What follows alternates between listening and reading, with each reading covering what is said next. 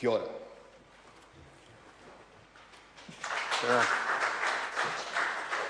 I call Dr. Paul Hutchison. Mr. Speaker, I warmly greet and salute our visitors from around the Pacific. Thank you very much for coming this way. You show great stamina here this afternoon.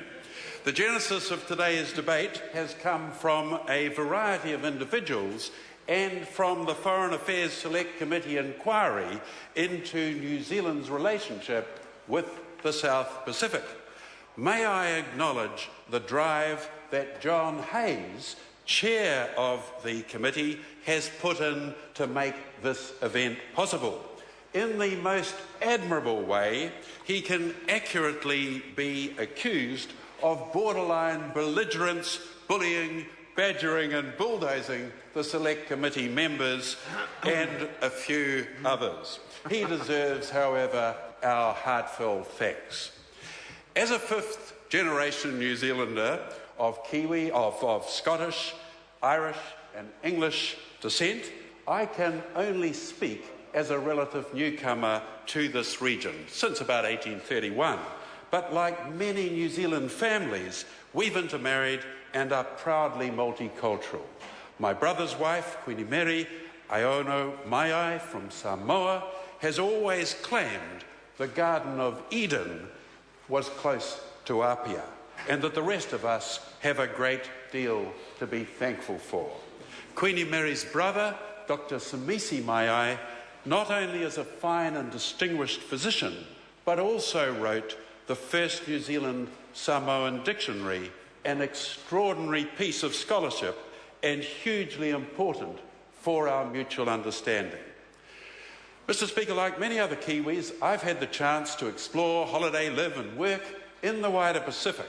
As a young medical student, I had the adventure of my life in Papua New Guinea prior to independence in 1968, where we set off to go crocodile hunting, but due to several hiccups in the planning, I ended up carrying out immunisation patrols in the central Papuan mountains along the Kokoda Trail, the very track on which thousands of young Americans and Australians lost their lives to prevent invasion by the Japanese beyond Port Moresby and on to Australia and New Zealand.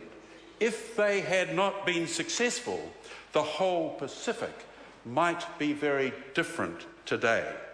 It's been indelibly imprinted on me how hard won our freedom and democracy is and how potentially fragile it can be.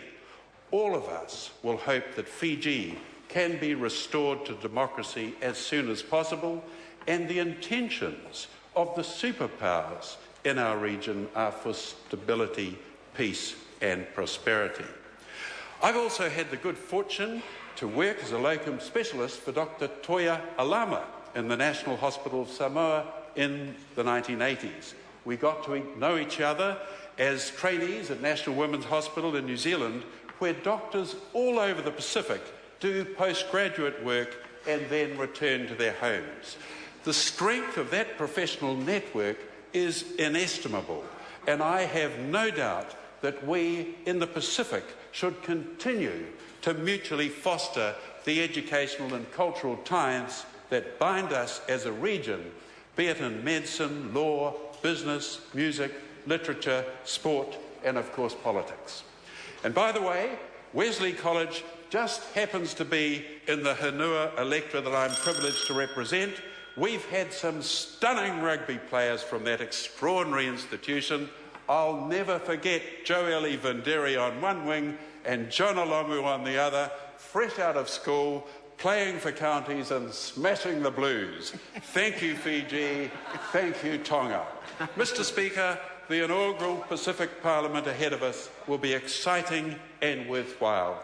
It will act as a conduit to progress our mutual challenges and aspirations and remind us that we are guardians of our environment, that we've led the way in a South Pacific nuclear weapons-free zone, and that we must strive for democracy, choice, prosperity, peace, and true friendship for what my sister-in-law refers to as one great Pacific Garden of Eden.